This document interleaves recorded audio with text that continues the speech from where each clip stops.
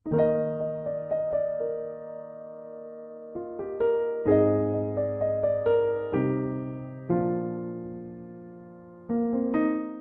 puli ng Panginoon. So, tayo po ay nasa 13th week na ng ating pag-aaral na Psalms 119. And of course, again, ulitin po namin, ang purpose natin doon is magkaroon tayo ng malalim na appreciation dun sa salita ng Diyos. From form to context to relevance, maintindihan natin sa kung paano siya ginagamit ng Panginoon. So, tayo po ngayon, the way of the wisdom, ang daan at ang paraan ng karunungan. So, just brief background po para dun sa Psalms, yung letter na Hebrew alphabet, mem. Hindi po totoong maarte na ma'am.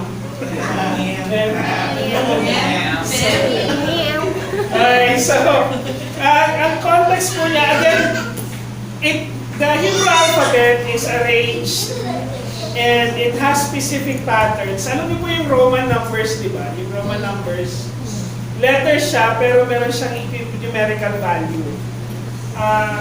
Pretty much the same with the Hebrew alphabet.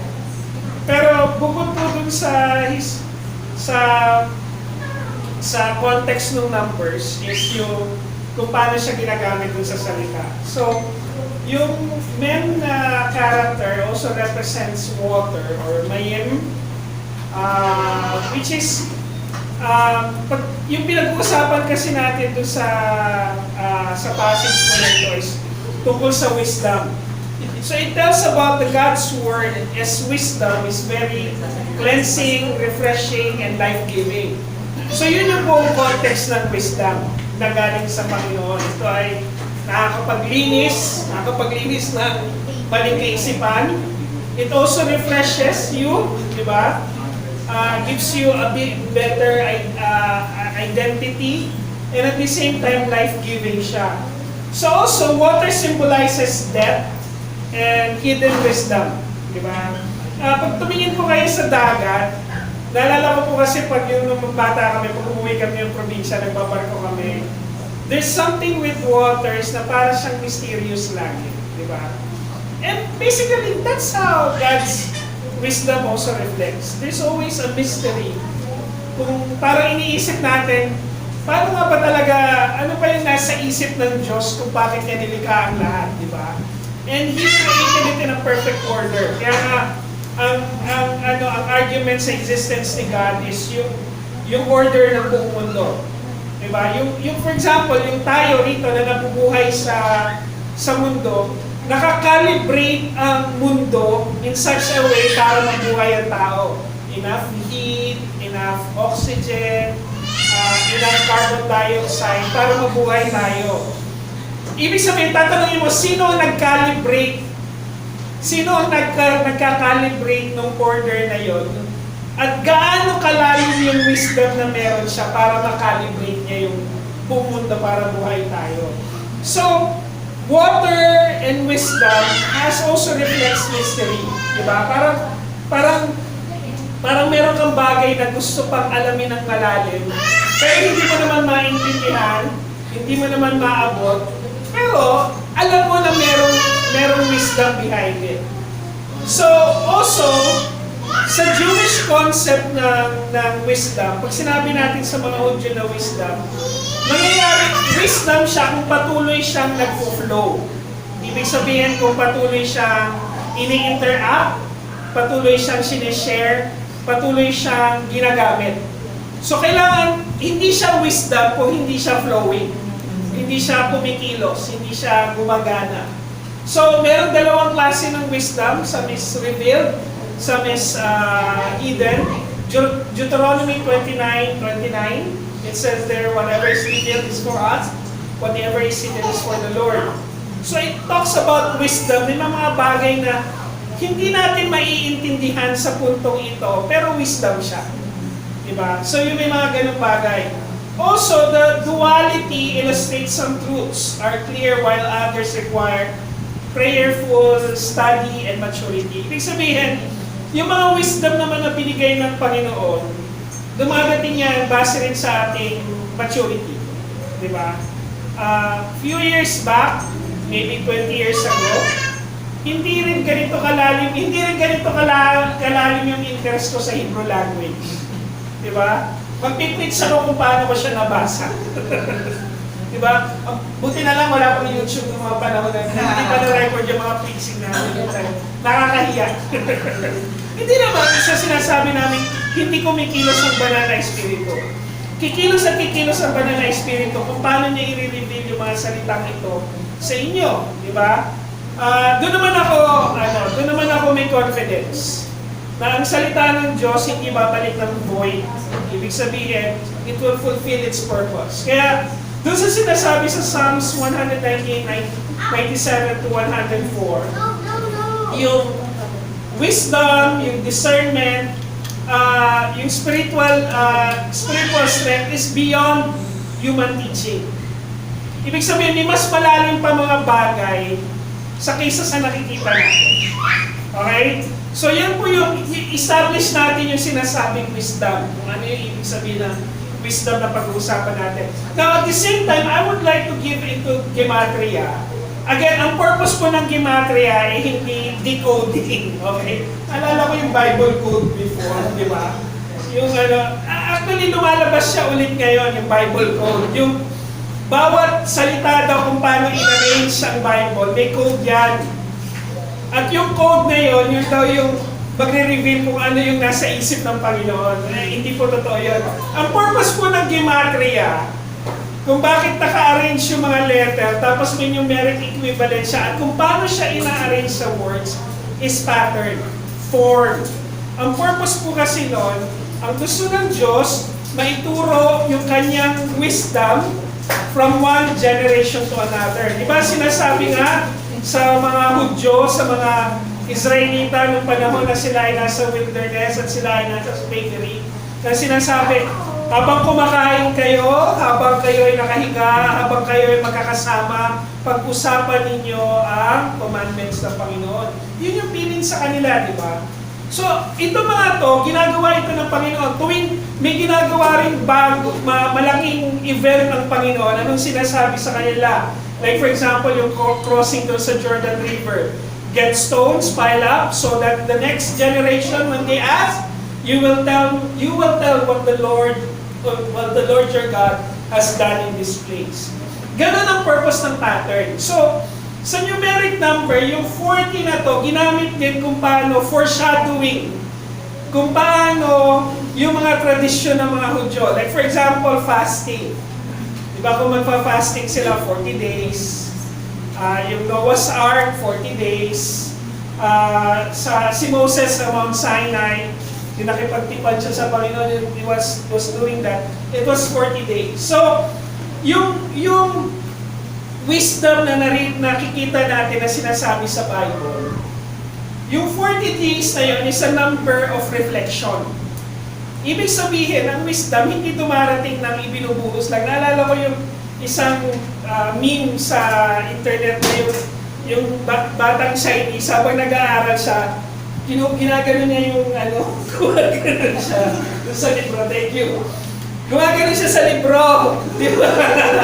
So, ang gusto niya, makuha niya yung wisdom. Hindi mo gano'n ang wisdom. Ibig sabihin, yung revelation ni God, dapat handa rin tayong tanggapin. Ibig sabihin nandyan. Ibig sabihin, it needs to be proactive.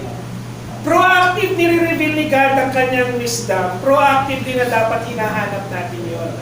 Like for example, yung photosynthesis.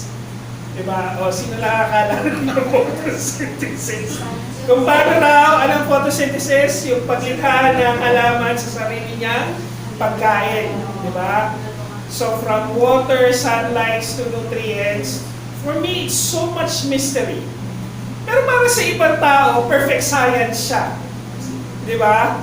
So, in that way, revealed ni God yun sa atin. But at the same time, merong limitation kung paano nag-work yung science na yun. So, kaya importante na yung mga pattern na to create so that we could actually teach everything na nire-reveal ng Panginoon, we could also proactively pursue it. So yung 40 aligns with the Psalm, na ibig sabihin, again, 40 is a number of reflection, so wisdom needs to be reflected. Now, yung context pa ng wisdom sa mga Tagalog, o sa ating mga Pilipino, what does the Bible says fully about wisdom? Sabi, the fear of the Lord is the beginning of wisdom. And all those who practice, take note, proactive, who practice it, have a good understanding. His praise endures forever. Sa Tagalog, ang pagkatakot sa Panginoon ay pinagbumulan ng karunungan. Lahat ng sumusunod sa Kanya, take note, it is a call for action. Sumusunod sa Kanyang mga utos ay mabuting pangunawa. Purihin siya magpakailanman. Now, yung sa Tagalog language, pag sinabi mong karunungan, every time that it has ka, it means it is an identity that is shared. For example, kasaysayan. Ang root word is saysay, meaning purpose. Diba? Ka, it means shared. Tapos an is it's a place or action. So ibig sabihin, yung kasaysayan is a shared meaning or purpose. Nagets nyo? The same thing dun sa concept ng mga Hudyo na ang dapat wisdom flowing, shared, as an action. Diba? Sa karunungan, from the word ka means shared, dunong means skills or knowledge, and an is action. So, hindi nalalayo yung konsepto ng mga Pilipino, at least with the Filipino or the Tagalog language, so sa concept ng mga Hudyo, na wisdom is only completed kung siya ay shared at siya ay may pagkilos. Ibig sabihin, flowing. So, dun sa kanyang Hebrew language na chokma o kokma, ibig sabihin, actually, the simple word is skill. Diba? Pero, pagbabalikan mo yung context ng language, you will not be able to acquire skill or wisdom nang wala kang interaction dun sa source niya. You get the point? Hindi naman dumarating ang wisdom ng pagkapanganak mo, lahat nandyan na. Like for example, yung instinct of survival ng isang tao, yung instinct ng care sa isang sanggol, merong source yon. Pero kung paano ni-reveal yun ni God sa ating lahat sa pamamagitan ng design niya sa tao, pero naiintindihan natin yan as we mature, di ba? Hindi mo naman i-expect yung isang sanggol na matutunan niya kung paano magkaroon ng pamilya nang hindi pa siya nagmamature, di ba? So, dumarating yan. It needs to be flowing. Kaya nga mga kapatid, pag sinabi nating wisdom, hindi lang ito yung simple knowledge, hindi lang ito yung 1 plus 1 equals 2, but everything needs to fulfill a purpose. Di ba? Like for example, nung high school po ako, hate ko po yung subject na accounting. Saka yung trigonometry. Di ba? Hate ko yun. Tapos nung nagtrabaho na ako, at kailangan kong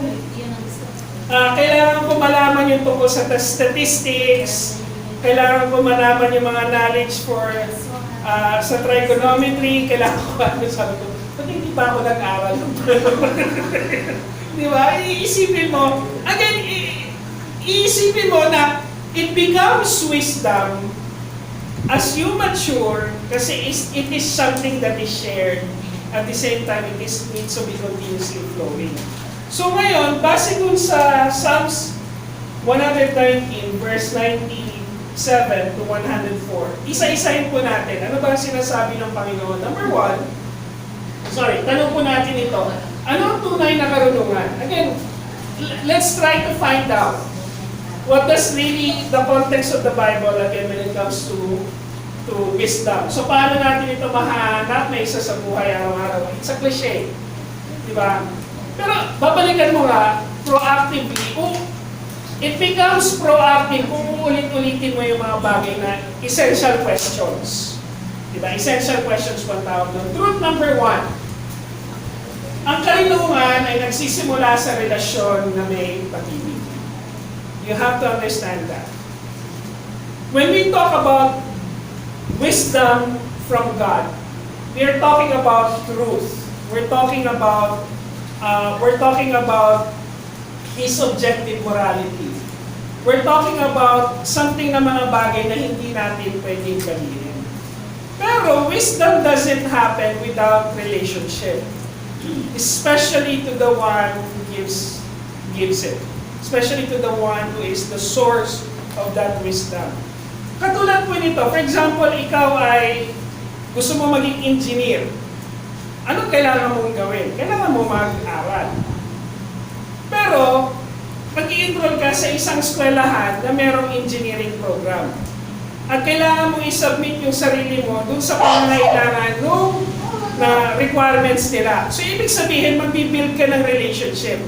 Hindi ka pwedeng maging estudyante sa paaralan na yon nang wala kang intensyon na magkaroon ng relasyon sa eskwelahan na yon. You get the purpose. Sorry for the illustration. Teacher mo. Di ba? Hindi ka pwedeng maging estudyante nang hindi mo sinasabit yung sarili mo sa relasyon mo dun sa eskwelahan na yon. At hindi ka pwedeng turuan ng eskwelahan na yon nang hindi nyo na-establish yung relasyon nyo sa isa't isa. Na ikaw ay estudyante, sila magtuturo sa iyo. It's the same thing basically with God. Di ba? Hindi mo pwedeng i-establish na alam mo ang mga bagay tungkol sa Diyos nang hindi mo naman ini-establish yung relasyon mo sa Kanya. Di ba? So kung marami kang alam tungkol sa Diyos, pero wala kang relasyon sa Kanya, then useless whatever knowledge na meron ka. Di ba? Katulad halimbawa na lang yung mga atheists. Believe me, pagkausap mo yung mga atheists, minsan mapapahiya tayo dun sa knowledge na alam, maraming silang alam sa salita ng Diyos. Pero, tatanungin mo uli, ano ang purpose ng knowledge na meron sila sa Diyos kung walang relationship? Diba? Kaya sinasabi ng psalmist, I love your law. So, kung alam mo yung law, pero hindi mo iniibig yung source ng law na yon, at saka yung law na nagbigay, kasi hindi mo pwedeng ibigin yung batas, yung commandment, pag hindi mo rin iniibig yung nagbigay nun. Diba? So, kailangan may relasyon para maging wisdom siya. And at the same time, sinabi nga ni Jesus Christ, I will give you a mouth and wisdom. So, hindi naman pwedeng ibigay ng Diyos yung bagay na yon nang wala kang relasyon sa Kanya. It's pretty much the same thing with salvation. Di ba? Hindi rin niya pwedeng ibigay sa iyo yung sanctification and glorification nang wala kang relasyon sa Kanya. So, importante na para masabi natin na tayo ay may wisdom, para masabi natin na naiintindihan natin yung wisdom ng Panginoon, unang-una, dapat intindihin natin na dapat may relasyon tayo doon sa pinagmumulan ng wisdom na yun. Diba? For example, ito na lang babalikan natin. Objective truth and objective reality. So, ang tatanungin mo, masama bang pumatay? Bakit masamang pumatay? Sa lahat ba ng pagpatay masama? O, sasabihin mo hindi. O, ano ang basihan natin ng masamang pagpatay sa hindi masamang pagpatay? Diba? So ano yung klase ng pagpatay na pwede natin masabing masama, pwede namang mabuti? Diba? Don't get me wrong, hindi ako nag-advocate ng violence, okay? And I do believe na sa mundong ito, sa dakilang pag-ibig ng Diyos, wala naman dapat mamatay. Pero dahil sa makasalanang mundo, parte ng pagiging makasalanan ng kamatayan, it entered when Adam and Eve sinned against God. Diba? Kaya mga kapatid, makukuha lamang yung karunungan ng buhay natin kung malinaw yung dahilan at pinagmumulan nito. So whatever we know in this world, whatever we know about God, not unless malinaw yung relasyon na yun, it's not wisdom. And it's just simply knowledge. Equivalent lang siya ng 1 plus 1. One time gumawa ng video yung mga estudyante namin, mga special talents na namin mga teacher. Diba? Yung mga kalokohan lang. Nandun pa kami sa China, gumawa sila ng mga video. Ano daw yung mga special talents namin? Yung isang teacher, kaya niya mag-ilat gano'n na parang manika yung mata niya. Tapos ako, kaya ko knife throwing. Knife throwing. Nag-demonstrate pa ako ng knife throwing. For some reason, ano yung nakita ng mga bata doon sa video na yun? Bakit? Ang tatanungin mo, bakit of all the skills na Knife throwing. knife throwing, di ba, ang dinidemonstrate ko sa mga estudyante? Tama nga eh.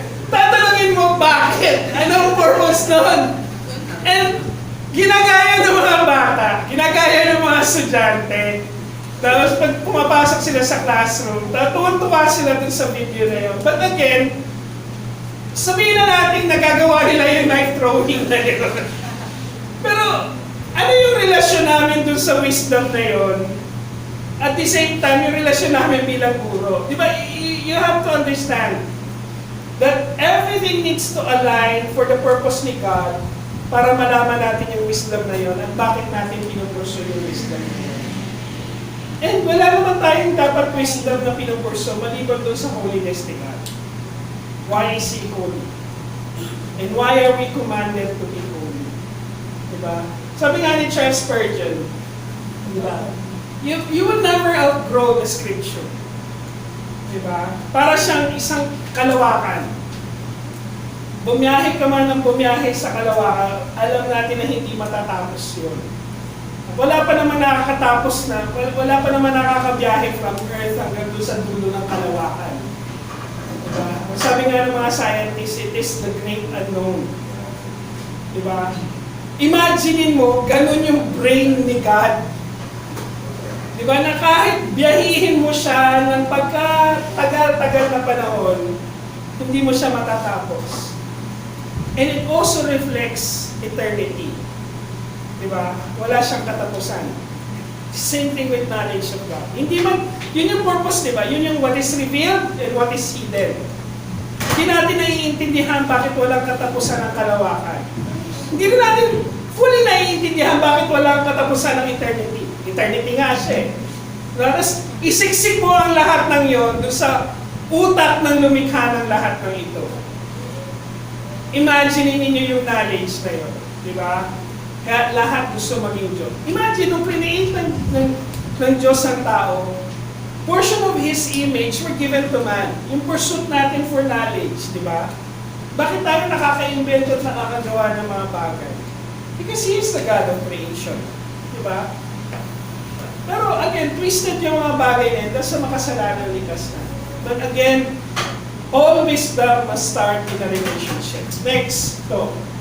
Lumalago ang karunungan kung may intensyon na ibahagi at pagsaluhan. Imagine wisdom as food. Diba? Parang yung lulutuin mo, excited kang magluto at excited kang ipatikim. Meron po kaming kasama sa opisina, ang hilig po niya magluto. At yung mga niluluto niya, yung mga bagay na hindi pa namin natitikman. And every time na natitikman namin yung mga pagkain na niluluto niya, lagi kami nag-iisip, anong nilagay mo rito? Anong meron dito? Bakit masarap ito? And this is one thing. Di ba? Yung isang tao nalalasahan yung ganitong ingredients. Sabi ko, hindi ko naman siya nalalasahan, pero nalalasahan ko ito. You get that point? Parang ganun ang wisdom. Diba? It all comes to us, but it all comes in different levels, and it all comes in different revelation. Pero importante that it needs to be flowing. So, hindi siya lalago nang hindi mo siya ibinibigay sa iba, at hindi rin siya lalago nang hindi niyo siya pinagsasalungan. And this is the purpose of fellowship. Yun yung purpose ng fellowship.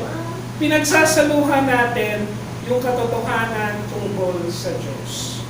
And that's also the same reason why we always say the same Spirit in us is the same Spirit in you. But the Spirit might be revealing other things to you when it comes to this. Pero importante na naiintindihan din namin mga nagtuturo na may nire-reveal din ng Panginoon sa inyo. Kaya nga, pag sinabi namin, pag meron kayong hindi naiintindihan, naguguluhan kayo, come to us. Baka yun din ang mga bagay na naguguluhan kami at hindi namin kayang ipaliwanag. Pagsaluhan natin, di ba? It needs to be flowing. And at the same time, importante rin na kami rin, mga nagpipreach, ma-review kami.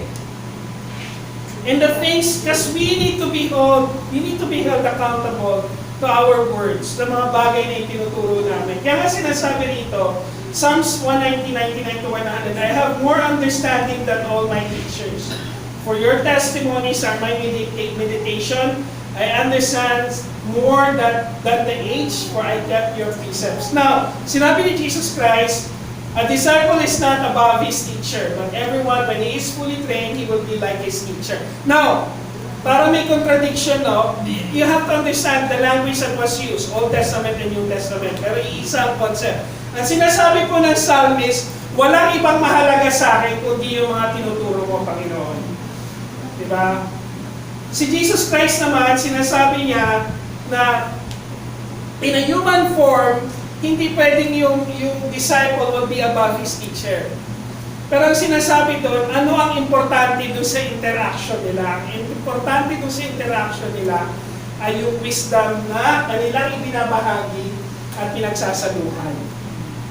So actually, Jesus Christ was actually, tawag doon, kino-concretize o binubuo niya yung concept na sinasabi rito na kailangan whatever knowledge that we have with God, yun yung dapat meditation natin. Yun dapat importante sa atin regardless kung sino ang nagtuturo. Importante yung truth. Okay?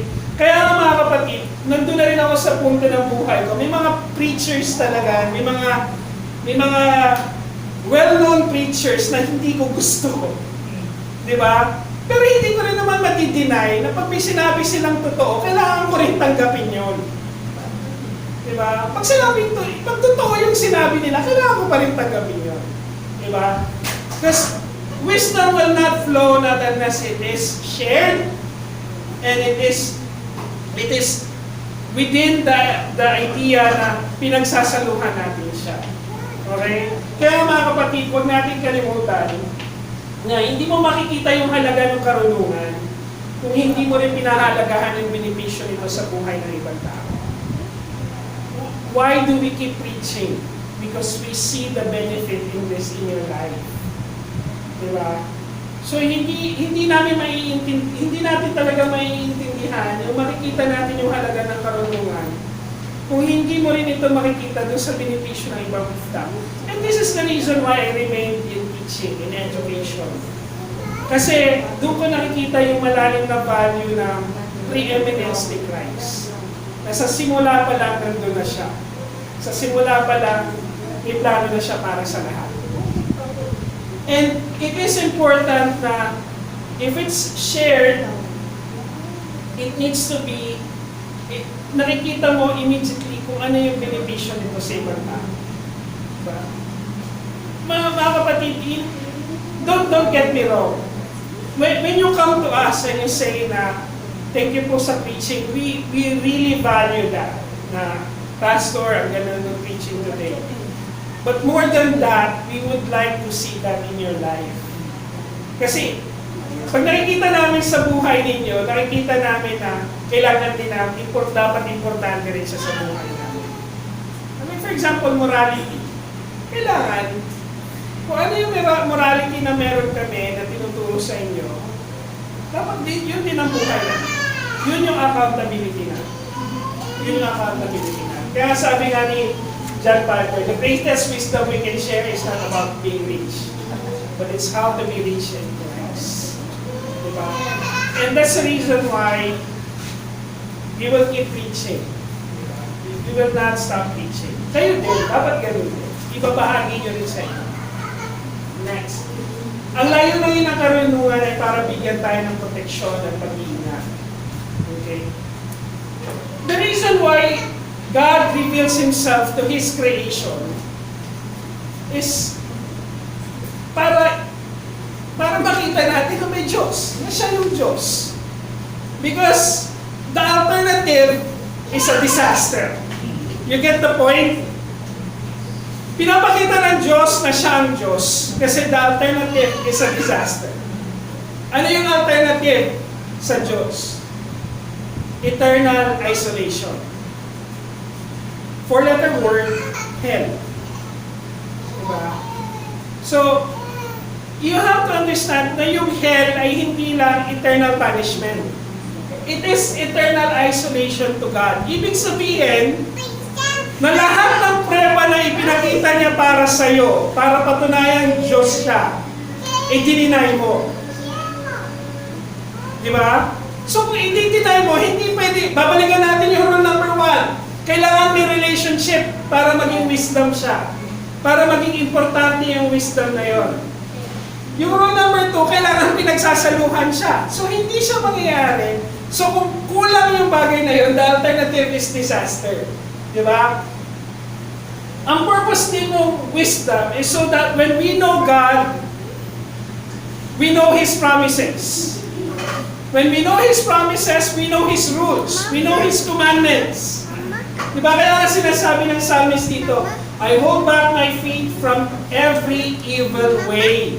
Saan tayo pinaproteksyonan ng wisdom? Evil ways. Diba? I do not turn aside from your rules. Hindi ko papaliwalain kung ano yung mga ibinigay mo. Your precepts, I get understanding. I hate every false way. Because si God ang truth. Eternal isolation or hell is lies. So kung hindi mo paniniwalaan yung katotohanan, paniniwalaan mo yung kasinungalingan. Brothers and sisters, there's no gray area. He said, if you believe in God, you give your life to Him, or nothing. Okay? You have to understand that.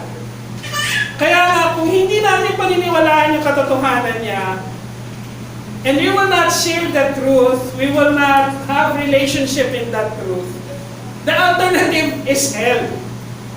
Kasi nga kaya sinasabi, yung pag alam mo ng wisdom ng Panginoon, that gives you the hate in your heart, not hate towards other people, but hate towards falling away. Ang tawag po natin, yung pinaka-simpleng way na pwede natin i-explain is yung konsensya. Or grieving of the Holy Spirit, or grieving of the Spirit. Na pag meron kang ginagawang mali, kasi alam mo yung katotohanan ng Diyos, alam mo sa sarili mo, there's so much great discomfort na iisip mo, sandali, hindi yata tama ito. O pag medyo nandun ka na sa level ng maturity, immediately masasabi mo, hindi tama ito. Diba? Ano lang for example, yung paglalagay sa mga traffic enforcer. Other than the fact, for some reason, I really hate yung mga idea na pag pinapara ka ng traffic enforcer, tapos bibigyan ka ng linya na ano po ba maitutulong ko sa'yo? Sandali, ikaw pumara sa akin. Diba? At saka yung bilang registrar ko, for so many years na registrar ako, tapos may babagsak na estudyante, tapos sasabihin sa'yo, sir, baka pwede naman gawa ng paraan. Anong paraan na gusto mong gawin ko? Diba? Diba? So, diba? Kaya masungit yung mga sabi. Bakit daw masungit yung mga registrar? Diba? Araw-araw yun ang dinidid mo, diba? O nga, anong sungit? Diba? Ba't sungit ng mga registrar? Diba? Eh, imagine niyo yun yung dinidid nila araw-araw, diba? So, but again, it protects us from false and evil ways. Diba? Kaya nga sabi ng Ecclesiastes, sabi sa Ecclesiastes, for the protection of wisdom is like protection of money, and the advantage of knowledge is the wisdom preserves the life of him who has it. So, pinapakita lang po ng sumulat ng Ecclesiastes na the protection is not only one side. It's your total being. Property, money, di ba? Yung property actually. But above all, it is the preservation of life. Di ba? Tatanungin ko, bakit tayo mga Kristiyano against sa abortion? Even the medical abortion. Di ba? Hindi ko alam kung kilala niyo po si Tim Tebow, isang sikat na football player sa Amerika. Yung mga parents po niya, missionary dito sa Philippines. Nung pinagbuntis po siya ng nanay niya sa Pilipinas, ang umuwi sila sa US, ang rekomendasyon ng doktor is ipa-abort siya. Eh ayaw ng magulang niya. Di ba? So sa Amerika, legal ang abortion in some states. So yung mga magulang nila, dito sa Pilipinas, nag-stay kasi illegal ang abortion dito. Why do we have to fight for that? Di ba? Pag naririnig ko nga yung mga debate tungkol sa abortion sa Amerika, di ba? Paano kung ni-rape yung anak mo? May mga ganung tawag yun, emotional hostage, di ba? Emotional hostage. Eh, paano kung ni-rape yung anak mo at nabuntis siya dun sa rape? Hindi mo ipalalaglag yung bata? Di ba? Parang may mga ganung klase ng mga argument, di ba? We have to understand, murder is murder. Di ba? So, premeditated man siya o hindi. And there's also one family that we know na nung pinagbuntis ng babae yung bunso nilang anak, alam nila na pag ipinanganak, mamamatay na yung baby. Pero tinuloy pa rin nila yung pagbubuntis. Ipinanganak pa rin nila yung baby. Di ba? Kasi hindi option sa kanila yung abortion. It would have been easier for them, for their family. Diba? I-carry mo ng 9 months, tapos alam mo lang na mamamatay yung baby. Di ba? So, I also remember na yung aming nanay-tatay, nung pinanganak din yung anak nila, meron chromosome defect. Pero yung chromosome defect na yun, also, this is another family na pag pinanganak yung baby, yes, mabubuhay siya at a certain period of time. Pag dumating na siya dito, magiging weak na yung body nila. So, ang ginawa nila, inuwi nila yung baby nila, they spend time with her, until na kinuha na ng Panginoon yung baby. Pero, in the beginning pa rin, ganun pa rin yung sitwasyon. Diba? So, we have to understand na ang protection na dulot ng karunungan mula sa Diyos, it is active. At laging nakabantay yan, yung protection ng Panginoon. Pero, you have to understand na kailangan aktibo ka rin, aktibo mo rin pinipili ang Diyos at ang protection niya. Yung katotohanan niya para maproteksyonan ka ng wisdom na to. At in any age na hindi mo dapat kakalimutan kung ano yung katotohanan niya. The moment that we go away from the truth of God and His wisdom, again, what is the alternative? Disaster. God is a God of many chances. Yes. Kasi nandun pa tayo sa stage ng sanctification. We are being changed from one glory to another. We don't live in a perfect world. Hindi rin tayo ina-expect ni God na on our own effort, we will be perfect. Ang perfection natin nasa righteousness niya. Kanya lang yon na ibinigay niya sa atin. Ang kailangan natin i-pursue yung holiness niya para maintindihan natin yung truth. Kaya nga sabi ni Rick Warren, every decision is a spiritual decision. Choose God's wisdom, not the world's opinion. Diba? So sabi nga rin ni Rick Warren, and this is the truth, na sinabi niya kay Piers Morgan.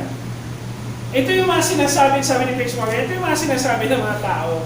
Ang sabi niya, sinabi niya sa isang reporter, sa isang interview, sabi niya, mas takot ako dun sa opinion ng Panginoon, sa sasabihin ng Panginoon, kaysa sa sasabihin ng ibang tao. I'm more afraid offending God than offending other people. Kasi di ba ngayon sa lugar na, sa mundo natin ng political correctness, kailangan mo lang na-offend. Pero you have to understand, the Word of God offends. It offends the sin in us. It offends lies in us. And that is our protection. Kaya mga kapatid, let me close with this. Sabi rito, by wisdom a house is built, and by understanding it is established. By knowledge the rooms are filled with all precious and pleasant things. A wise man is full of strength, and a man of knowledge enhances his mind. Take note, relationship, sharing, protection. Diba? Ano bang pinoprovide ng bahay? Sa loob ng bahay, nandun yung protection niyo. Sa loob ng bahay, may pinagsasaluhan kayo. Sa loob ng bagay, sa loob ng bahay, di ba? Binibigay ito yung pagkakataon ng katotohanan ng bawat isa. So, mga kapatid, let's pursue God's wisdom. Let's not stop in what we know about God right now. Again, the alternative is disaster. Manalangin.